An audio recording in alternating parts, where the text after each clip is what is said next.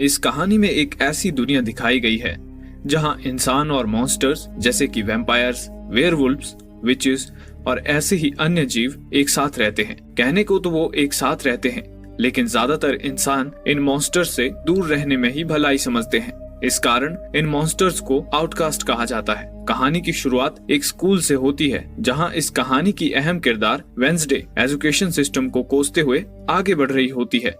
Wednesday एक बुद्धिमान लेकिन पत्थर दिल और इमोशनलेस लड़की है। उसके सनकी बर्ताव और अजीब से होलिये की वजह से सब उसे एक फ्रीक समझते हैं। वेंसडे को लॉकर से उसके छोटे भाई की आवाज सुनाई देती है। कुछ बदमाश लड़कों ने उसके छोटे भाई को लॉकर में बंद कर दिया था। हालांकि उसके भाई को ये पता नहीं था कि वे लड़के कौन थे।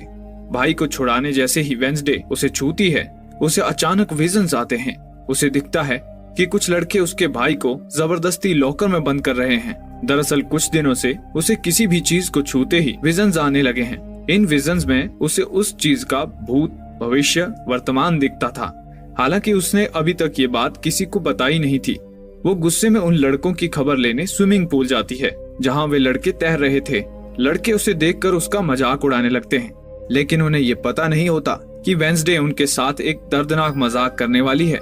वेंसडे खून की प्यासी पिराना मछलियों को पूल में छोड़ देती है। वो मछलियां उन लड़कों का पिछवाड़ा चबा जाती हैं। ये दर्दनाक नजारा देखकर वेंसडे के चेहरे पर एक खूंखार मुस्कान उभर आती है, लेकिन उसकी इस हरकत की वजह से उसे स्कूल से निष्कासित कर दिया जाता है। इसके बाद वेंसडे के माता पिता उसका दाखिला नेवरमोर एकेडमी में करवाते हैं। नेवरमोर नाम का ये स्कूल बाकी स्कूलों से काफी अलग है, क्योंकि इस स्कूल में सिर्फ आउटकास्ट बच्चे ही पढ़ाई करने आते थे। वेंसडे के माता पिता ने भी इसी स्कूल से शिक्षा प्राप्त की थी। हालांकि वेंसडे उनके इस फैसले से नाराज है। उसे लगता है कि ये स्कूल भी बाकी स्कूलों की तरह ही बेकार होगा। उसी वक्त नेवरमोर एकेडमी से थोड़ी ही दूरी पर एक आदमी टैक्सी से उतरता है। टैक्सी की ड्राइवर उसे आउटकास्ट के बारे में सजग करने की कोशिश करती है, लेकिन वो आदमी ड्राइवर से कहता है कि वो इससे पहले एक आउटकास्ट के साथ रह चुका है। इस वजह से उसे आउटकास्ट लोगों से डर नहीं लगता। इतना कहकर वो अपनी मंजिल की तरफ निकल पड़ता है। वो रास्ता नेवरमोर एकेडमी के पास ही के जंगल से गुजरता था। थोड़ी दूर चलने के बाद एक जगह वो आराम करने के लिए रुकता है, लेकिन तभी एक अनजान जीव उस पर अचानक हमला कर उसे मौत के घाट उतार देता है। दूसरी ओर वेंसडे अपनी फैमिली के साथ नेवरमोर स्कूल के प्रिंसिपल के कैबिन में बैठी होती है। प्रिंसिपल वेंसडे को बताती है कि स्कूल के दिनों में वो और वेंसडे की माँ रूममेट्स थे, जिस पर वेंसडे व्यंग कसते हुए कहती है कि उसकी माँ के साथ रहने के बावजूद भी प्रिंसिपल का दिमागी संतुलन अब तक सही सलामत कैसे है। खुशकिस्मती से प्रिंसिपल उसके व्यंग को नजरअंदाज कर देती है।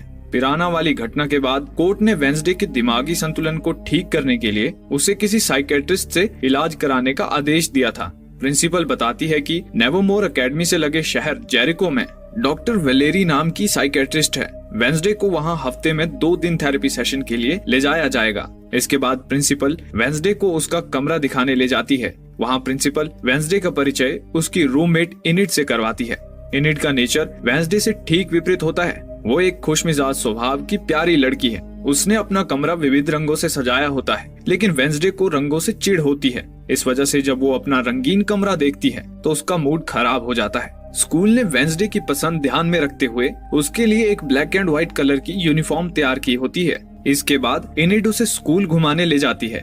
इनिड वेंसडे को स्कूल में पढ़ रहे आउटकास्ट स्टूडेंट्स के बारे में बताती है। वो बताती है कि स्कूल में ज्यादातर विद्यार्थी 4 ग्रुप्स में बटे हुए हैं। पहले हैं वैम्पायर्स, दूसरे हैं वेयरवुल्व्स। इनिड बताती है वो खुद भी एक वेयरवुल्फ है। इसके बाद आते हैं साइरन, जिनके पास अपनी आवाज से दूसरों को वश में करने की शक्ति होती है। और आखिर में आते हैं गॉर्गोन्स, जिनके पास किसी को भी पत्थर में बदलने की शक्ति होती है। स्कूल में दूसरे आउटकास्ट स्टूडेंट भी हैं, लेकिन ज्यादातर स्टूडेंट्स इन्हीं 4 आउटकास्ट से आते हैं। कुछ देर बाद वेंसडे के माता पिता उससे विदा लेते हैं। जाने से पहले वेंसडे की माँ वेंसडे से कहती है कि वो गलती से भी यहाँ से भागने की कोशिश न करे, जिस पर वेंसडे बदतमीजी से कहती है वो वहाँ से जरूर भागेगी और शायद ये उन दोनों की आखिरी मुलाकात है। जाने से पहले वेंसडे के माता पिता वेंसडे पर नजर रखने के लिए एक हाथ को छोड़ जाते हैं, जिसका नाम होता है थिंग। थिंग वेंसडे के फैमिली मेंबर की तरह ही है। दूसरी ओर जंगल में पुलिस को उस आदमी की लाश मिलती है जो कुछ वक्त पहले टैक्सी से उतरा था। उसके शरीर के हिस्से इधर उधर बिखरे पड़े होते हैं, साथ ही कुछ हिस्से गायब होते हैं। इससे पहले भी शहर में इसी तरह से 2 हत्याएं हो चुकी हैं और शेरिफ को पूरा यकीन था कि इन हत्याओं के पीछे नेवरमोर एकेडमी के ही किसी आउटकास्ट का हाथ है, लेकिन कोई सबूत न होने की वजह से वो चुप बैठा था। दूसरी ओर एक दूसरे से विपरीत स्वभाव की वजह से वेंसडे और इनिड लड़ रही होती हैं। तभी बॉटनी टीचर यानी फूल पौधों के बारे में पढ़ाने वाली टीचर वेंसडे से मिलने आती है। वो नेवरमोर में पढ़ाने वाली इकलौती इंसान थी। वो उन दोनों का झगड़ा सुलझाती है और वेंसडे को वेलकम के तौर पर एक फूल देकर वहाँ से चली जाती है। अगले दिन वेंसडे तलवारबाजी का अभ्यास करने जाती है। वहाँ बियांका नाम की लड़की पहले से अभ्यास कर रही थी। बियांका एक सायरन है। सायरन वो आउटकास्ट होते हैं जो अपनी आवाज से दूसरों को अपने वश में कर सकते हैं। बियांका स्कूल की सबसे पॉपुलर हस्ती है। वो पढ़ाई के साथ साथ बाकी एक्टिविटीज में भी काफी होशियार है। बियांका तलवारबाजी में रोवन नाम के लड़के को हराती है और घमंड से टीचर को पूछती है कि क्या यहाँ कोई ऐसा तलवारबाज नहीं है जो उसे हरा पाएगा। ये सुनते ही वेंसडे उसे चैलेंज करती है। इसके बाद उन दोनों के बीच तलवारबाजी शुरू होती है। वेंसडे काफी फुर्ती से पहला पॉइंट अपने नाम करती है, तो वहीं दूसरा पॉइंट बियांका अपने नाम करती है। साथ ही वो वेंसडे को ये कहकर उकसाती है कि उसे मिला हुआ पॉइंट तो बिगिनर लक था। ये सुनते ही गुस्से से पागल हो चुकी वेंसडे उसे आखिरी राउंड बिना हेलमेट के लड़ने के लिए चैलेंज करती है। इस राउंड में जो अपने प्रतिस्पर्धी का खून सबसे पहले निकालेगा वही विजेता घोषित होगा। दोनों में काफी तगड़ी फाइट होती है, लेकिन अंत में बियांका वेंसडे को माथे पर एक घाव देकर जीत जाती है। इस हार से वेंसडे बौखला जाती है। जब वो अपने घाव पर मरहम पट्टी कर वहाँ से जा रही होती है, तभी छत पर लगी पत्थर की मूर्ति उस पर गिरने लगती है। ऐन वक्त पर जेवियर नाम का लड़का उसे बचा लेता है। होश में आने पर वो जेवियर को अपने पास बैठा देखती है। उसका शुक्रिया अदा करने के बजाय वेंसडे उससे कहती है कि वो खुद को बचाने में सक्षम थी। थिंग हर पल वेंसडे पर अपनी नजर गड़ाए हुए था, लेकिन जब वेंसडे अपने कमरे में नोवेल लिख रही होती है तभी उसे थिंग के वहाँ होने का आभास होता है। वो उसे पकड़ती है और उसे उसकी उंगलियां काटने की धमकी देती है। फिर वो थिंग से कहती है कि अगर वो अपनी उंगलियां बचाना चाहता है तो उसे वेंसडे के लिए काम करना पड़ेगा। डर के मारे थिंग मान जाता है। वेंसडे स्कूल से भागने का प्लान बना रही होती है और वो इसमें थिंग को भी शामिल कर लेती है। अगले दिन वो प्रिंसिपल के साथ थेरेपी सेशन के लिए साइकेट्रिस्ट के पास जाती है। हालांकि वो साइकेट्रिस्ट के भरसक कोशिश करने के बावजूद भी उसके साथ कुछ शेयर नहीं करती। उसके दिमाग में कुछ और ही चल रहा था। वो बड़ी चालाकी से बाथरूम के रास्ते वहाँ से भागने में कामयाब हो जाती है। वहाँ से भागते वक्त वो एक फल बेचने वाले आदमी से टकरा जाती है। टकराते ही उसे उस आदमी की भविष्य में होने वाली मौत का विजन दिखाई देता है। जाते जाते वो एक कॉफी शॉप में कॉफी पीने रुकती है। वहाँ उसकी मुलाकात शेरिफ के बेटे टाइलर से होती है, जो उस कॉफी शॉप में काम करता था। वेंसडे कॉफी की मांग करती है, लेकिन कॉफी मशीन में कुछ गड़बड़ी आई थी और मशीन को ठीक कराने की इंस्ट्रक्शन मैनुअल की किताब इटालियन में थी, जो टाइलर को पढ़नी नहीं आती थी। तब वेंसडे, जिसे इटालियन पढ़ना आता था, वो मशीन ठीक करने में उसकी मदद करती है। बदले में वो उसे बस स्टैंड तक लिफ्ट देने के लिए कहती है। टाइलर को काम होने की वजह से वो उसे वहाँ थोड़ी देर इंतजार करने के लिए कहता है। तभी कुछ नॉर्मल इंसानी लड़के वहाँ आते हैं और वेंसडे की नेवरमोर की यूनिफॉर्म देखकर उसके साथ बदतमीजी करते हैं। दरअसल शहर में ज्यादातर लोग आउटकास्ट से नफरत करते थे और आउटकास्ट का शहर में आना उन्हें पसंद न था। हालांकि वेंसडे उन लड़कों की पिटाई कर उन्हें अच्छा सबक सिखाती है। तभी शेरिफ और प्रिंसिपल वहाँ आते हैं। शेरिफ वेंसडे का नेम एडम्स है, ये जानते ही उसे कहता है कि उसके पिता को मर्डर के लिए सलाखों के पीछे होना चाहिए था, लेकिन वो पैसों के दम पे खुला घूम रहा है। शेरिफ वेंसडे को चेतावनी देता है कि वो हमेशा उस पर नजर रखेगा। फिर प्रिंसिपल वेंसडे को लेकर वापस स्कूल की तरफ निकल पड़ती है। रास्ते में एक गाड़ी का एक्सीडेंट हुआ होता है, जिसका ड्राइवर मर चुका था। ये वही फल बेचने वाला आदमी था जो कुछ देर पहले वेंसडे से टकराया था। बहरहाल वेंसडे का भागने का प्लान फेल हो चुका था। रात में वेंसडे अपना मूड ठीक करने के लिए वायलिन बजाती है। सब उसके इस टैलेंट का आनंद लेते हैं, लेकिन खुद वेंसडे के मूड में कुछ खास सुधार नहीं होता। तभी इनिड वहाँ आती है। आज फुल मून नाइट होती है, इस वजह से सभी वेयरवुल्फ चांद को देखकर चिल्ला रहे होते हैं। लेकिन इनिड को नॉर्मल रूप में देखकर वेंसडे उससे पूछती है कि वो अपने वेयरवुल्फ रूप में क्यों नहीं है। इनिड उसे बताती है कि वो अभी पूरी तरह से वेयरवुल्फ बनी नहीं है। वैसे तो उसकी माँ ने उससे कहा है कि वो देर सवेर वेयरवुल्फ बन ही जाएगी, लेकिन उसे चिंता है कि अगर ऐसा नहीं हुआ तो उसे उसकी बिरादरी से निकाल दिया जाएगा और उसे पूरी जिंदगी अकेले ही रहना पड़ेगा। कुछ देर बाद थिंग टाइलर के घर पर जाता है और उसे वेंसडे के साथ वीडियो कॉल पर बात करने के लिए कहता है। वेंसडे उससे पूछती है कि क्या वो अभी भी भागने में उसकी मदद करना चाहता है। बदले में वेंसडे उसे इनाम भी देने की पेशकश करती है। टाइलर कहता है कि वो उसकी मदद करेगा, लेकिन उसे कोई इनाम नहीं चाहिए। अगले दिन शहर में एक फेस्टिवल होने वाला था। और वेंसडे उस फेस्टिवल से भागने का प्लान बनाती है। अगले दिन वेंसडे इनिड के साथ फेस्टिवल में पहुंचती है। मौका मिलते ही प्रिंसिपल का ध्यान भटकाकर वो टाइलर के साथ वहां से भागने की कोशिश करती है। जाते जाते वो रोवन नाम के लड़के से टकराती है। रोवन वही लड़का है जिसे बियांका ने उस दिन तलवारबाजी में हराया था। उससे टकराते ही वेंसडे को रोवन की मौत का विजन दिखाई देता है। रोवन काफी जल्दबाजी में जंगल की ओर भाग रहा था। वेंसडे उसे रोकने के लिए उसके पीछे पीछे जंगल में जाती है। ज़ेवियर भी वेंसडे को जंगल में जाते हुए देख लेता है। ज़ेवियर वही लड़का है जिसने उस दिन वेंसडे को उस पर गिरती पत्थर की मूर्ति से बचाया था। जंगल में वेंसडे रोवन को रोकती है और कहती है कि उसकी जान को खतरा है, लेकिन तभी रोवन के चेहरे पर एक कुटिल मुस्कान आती है और वो उल्टा वेंसडे पर हमला कर देता है। वेंसडे को कुछ समझ नहीं आता। तब रोवन वेंसडे को एक ड्राइंग दिखाता है जिसमें वेंसडे की तरह दिखने वाली एक लड़की खड़ी थी और उसके पीछे नेवरमोर जलकर तबाह हो रहा था। रोवन वेंसडे को बताता है कि उसकी माँ भविष्य देख सकती थी और उन्होंने 24 साल पहले ये ड्राइंग बनाई थी।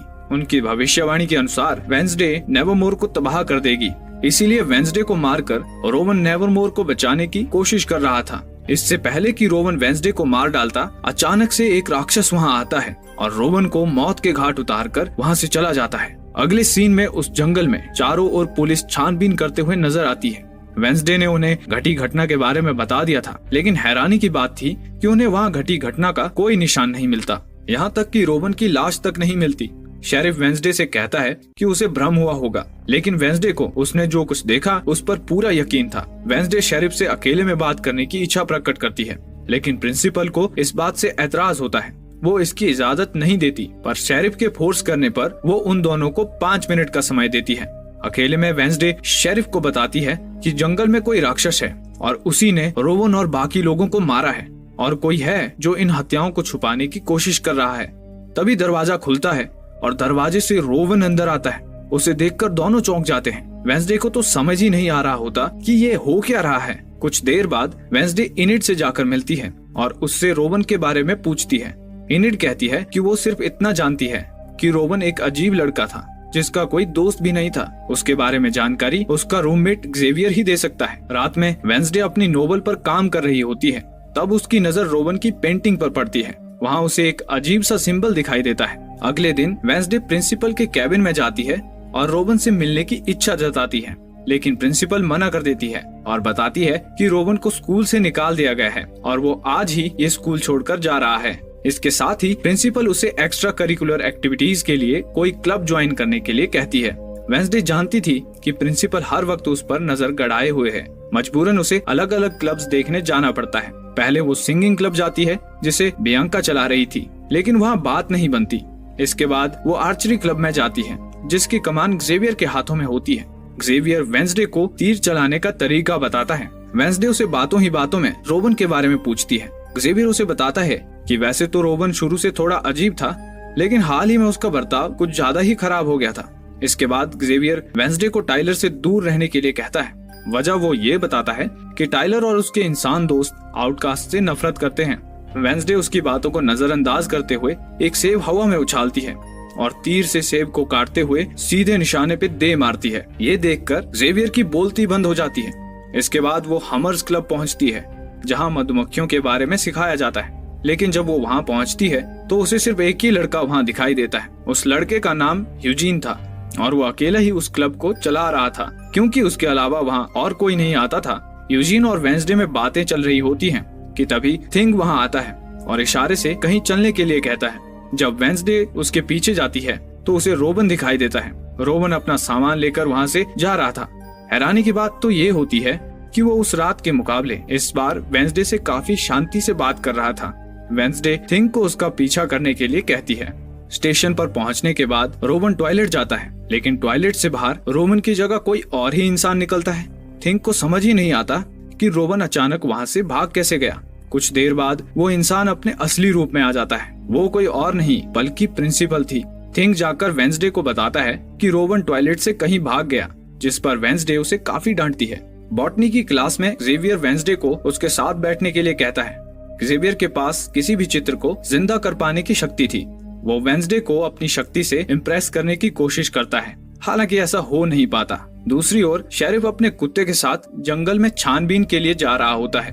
टाइलर उसे जंगल के राक्षस के बारे में पूछता है। पर शेरिफ उसकी बातों का जवाब नहीं देता और टाइलर को उसकी साइकेट्रिस्ट से चल रही थेरेपी के बारे में पूछता है। दरअसल टाइलर की मां की मौत के बाद टाइलर सदमे में चला गया था और सदमे से उभरने के लिए वो भी साइकेट्रिस्ट से थेरेपी ले रहा था। टाइलर भी अपने पिता को कुछ भी बताने से इनकार करता है, ये कहकर कि साइकेट्रिस्ट और पेशेंट के बीच हुई बातें गुप्त होती हैं। गुस्से में शेरिफ वहाँ से चला जाता है। उधर प्रिंसिपल का ध्यान भटकाने के लिए वेंसडे हमर्स क्लब में अपनी जगह इनिड को भेजती है और रोवन वाली घटना का सुराग ढूंढने जंगल जाती है। लेकिन जब वो जंगल में छानबीन कर रही होती है तभी कोई उसे अपनी ओर खींच लेता है। वो टाइलर था। टाइलर उसे बताता है कि उसने उसे अपने पिता शेरिफ की नजरों से बचाने के लिए खींचा था। शेरिफ वहाँ अपने कुत्ते के साथ छानबीन कर रहा होता है। टाइलर वेंसडे को बताता है कि वो छुपकर अपने पिता पर नजर रख रहा है। उसे शेरिफ की फिक्र है कि कहीं वो राक्षस शेरिफ पर भी हमला न कर दे। शेरिफ के जाने के बाद दोनों उस जगह की छानबीन करते हैं। वेंसडे को वहाँ रोवन का चश्मा मिलता है। उसे छूते ही वेंसडे को विजन नजर आते हैं। वो देखती है कि रोवन और ज़ेवियर के बीच में झगड़ा हो रहा है। साथ ही उसे रोवन एक नीले रंग की किताब से वो ड्राइंग फाड़ते हुए दिखता है जिसे रोवन की माँ ने बनाया था। हालांकि वो चित्र अधूरा था और आधा चित्र उस नीले रंग की किताब में ही चिपका हुआ था। जंगल से लौटते ही वेंसडे उस किताब को ढूंढने में जुट जाती है। उसी वक्त बॉटनी टीचर वहाँ आती है। वेंसडे उसे उस सिंबल के बारे में पूछती है जो उसे उस ड्राइंग पर दिखा था। टीचर उसे बताती है कि ये सिंबल एक पुरानी स्टूडेंट सोसाइटी नाइटशेड्स का है जो सालों पहले बंद हो गई थी। इसके बाद टीचर वेंसडे ने क्लास में दिए हुए जवाबों की तारीफ करती है। बॉटनी टीचर वेंसडे की पर्सनैलिटी से काफी प्रभावित मालूम पड़ रही थी। वो जाने से पहले उससे कहती है कि अगर कभी किसी से बात करने का मन करे तो वो कभी भी उसके पास आ सकती है। इसके बाद वेंसडे उस नीली किताब की तलाश जारी रखती है। वो रोवन के पुराने कमरे यानी ज़ेवियर के कमरे में उस किताब को ढूंढने की कोशिश करती है। तभी ज़ेवियर कमरे में आता है। ऐन वक्त पर वेंसडे और थिंग छुप जाते हैं। थोड़ी ही देर में बियांका भी उसी कमरे में आती है। बियांका और ज़ेवियर पहले कपल हुआ करते थे, लेकिन एक बार बियांका ने अपनी सायरन शक्तियों का इस्तेमाल ज़ेवियर पर किया था और इसी वजह से दोनों का ब्रेकअप हुआ था। लेकिन बियांका अभी भी ज़ेवियर को चाहती थी। इसी कारण ज़ेवियर की वेंसडे में बढ़ती दिलचस्पी उसे खल रही थी। वो ज़ेवियर को वेंसडे के खिलाफ भड़काने की कोशिश करती है। हालांकि उसकी बातों का ज़ेवियर पर कुछ खास असर नहीं होता। वेंसडे भी इन दोनों की बातें सुन रही थी। बियांका उसे बताती है कि अगले दिन होने वाले एडगर एलन पोए कंपटीशन में वो वेंसडे की रूममेट इनिड को हराकर वेंसडे को नीचा दिखाने वाली है। जब वेंसडे अपने कमरे में पहुंचती है तब इनिड कमरे में रो रही होती है। इनिड बताती है कि उसकी टीम की एक लड़की की तबीयत अचानक बिगड़ गई और वो कंपटीशन से बाहर हो गई है। वेंसडे समझ जाती है कि ये सब बियांका का किया धरा है। वो बियांका को अच्छा सबक सिखाने का ठानती है। वो उस लड़की की जगह खुद को टीम में शामिल करने के लिए कहती है। अगले दिन एडगर एलन पो कंपटीशन था। ये कंपटीशन स्कूल के सबसे मशहूर विद्यार्थी एडगर एलन पो की याद में हर साल आयोजित किया जाता था। इस कंपटीशन में पहले नाव से तैरते हुए नदी के दूसरे किनारे जाना होता है। उसके बाद जंगल के अंदर जाकर अपनी अपनी टीम का फ्लैग लेकर वापस लौटना होता है। मजे की बात यह है कि इस प्रतियोगिता में कोई रूल्स नहीं है। बियांका चीटिंग कर पिछले 2 सालों से इस कप को अपने नाम कर चुकी है।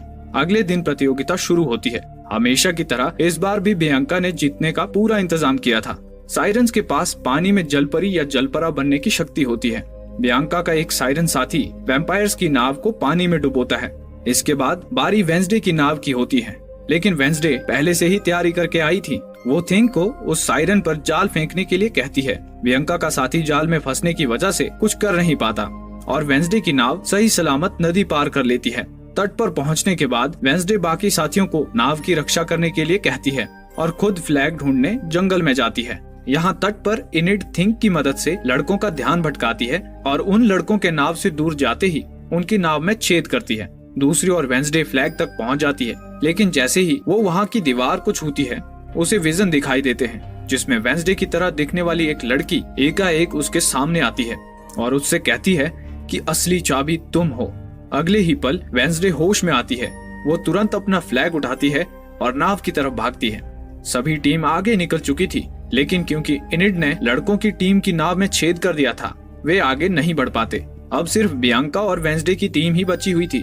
वेंसडे अपनी नाव पर लगे भाले लोड करती है और सभी बियांका की नाव में छेद करने उसकी तरफ बढ़ते हैं। लेकिन तभी बियांका का साथी पानी के अंदर से इनकी नाव को दूसरी ओर ले जाने लगता है। ऐन वक्त पर थिंग उसे मुक्का मारकर बेहोश कर देता है। इसके बाद फिर से वेंसडे की टीम बियांका की नाव की तरफ बढ़ती है और उनकी नाव में छेद कर उन्हें प्रतियोगिता से बाहर का रास्ता दिखाती है। आखिरकार वेंसडे की टीम ये प्रतियोगिता जीत जाती है। इसके बाद होता है सेलिब्रेशन, लेकिन वेंसडे को ये सब पसंद नहीं आता और वो सबसे अलग जाकर एक पुतले के नीचे बैठ जाती है।